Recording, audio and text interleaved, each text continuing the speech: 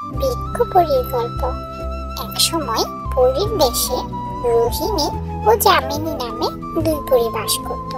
রোহিণী সব সময় যামিনীকে নিয়ে উপহাস করত, কারণ সে ছিল তার তুলনায় কিছুটা খাটো ও রোগা।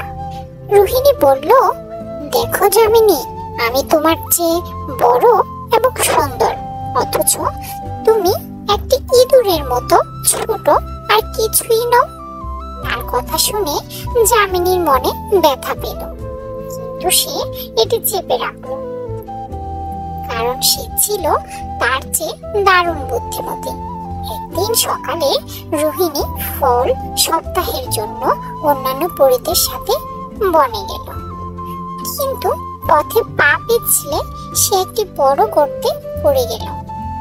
বাধা পেয়ে তাকে সেখান থেকে বের করে আনার জন্য চিৎকার করে উঠল। অন্যান্য পরীরা তাকে গর্তের ভিতর থেকে বের করে আনতে যথেষ্ট চেষ্টা করলো, কিন্তু পারল না, কারণ সে ছিল বেজায় মোটা। এমন সময় পরীদের মধ্য থেকে একজন বলল, চলো আমরা যামিনীকে কথাটা বলে দেখি। রোহিণী সেখান থেকে চিৎকার করে উঠল, তাকে ডেকে কি লাভ হবে, সে তো একেবারেই ক্ষুদ্র। কিন্তু পরীরা বলল, দেখো, সে কিন্তু ভারী চালাক, সে তোমাকে সাহায্যের জন্য নিশ্চয়ই একটি উপায় বের করবে। যামিনী রোহিণীকে সাহায্যের জন্য দৌড়ে গেল।